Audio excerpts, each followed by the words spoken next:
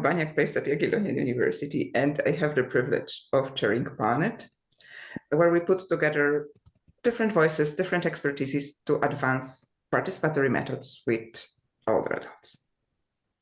So what was your role in PAAR-Net and how did you contribute to the co-creation process?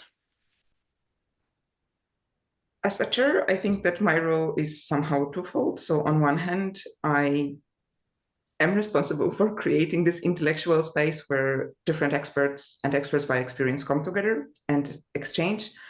And at the same time, I still like to think about myself as also a contributor to this co-creation process. So I would still see myself as a researcher in this amazing group. Are there any insights or surprises that emerged through working directly with older adults?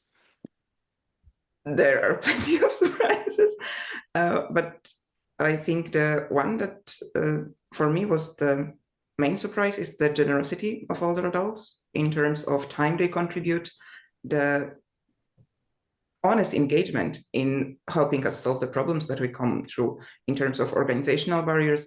And how has this experience influenced your research practice or methodology?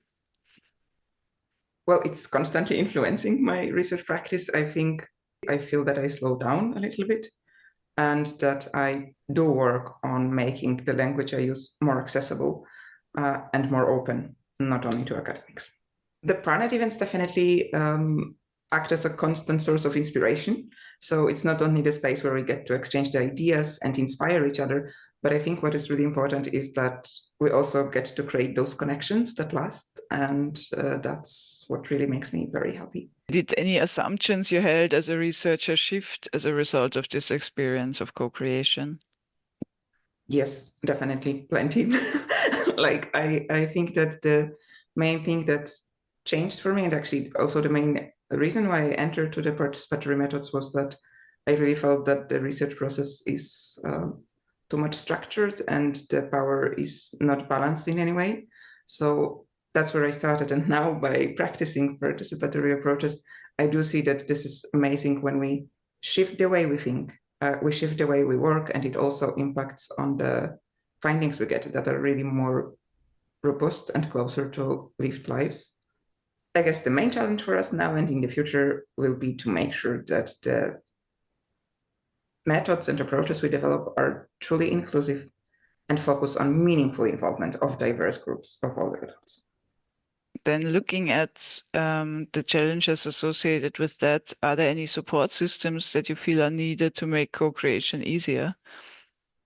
Yeah, I think that's one of the topics that we discussed broadly in PAAR-Net.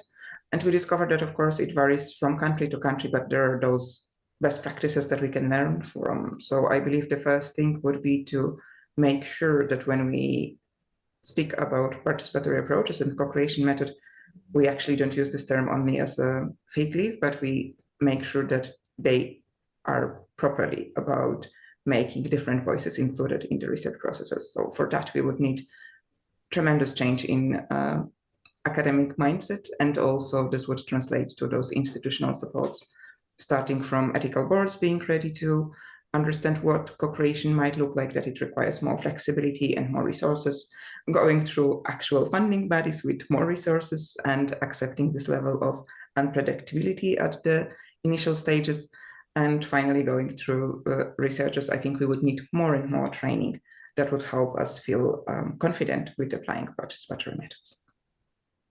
Great. So coming to an end, I would like to ask for your final statements, starting with the value of PAAR-Net in my career.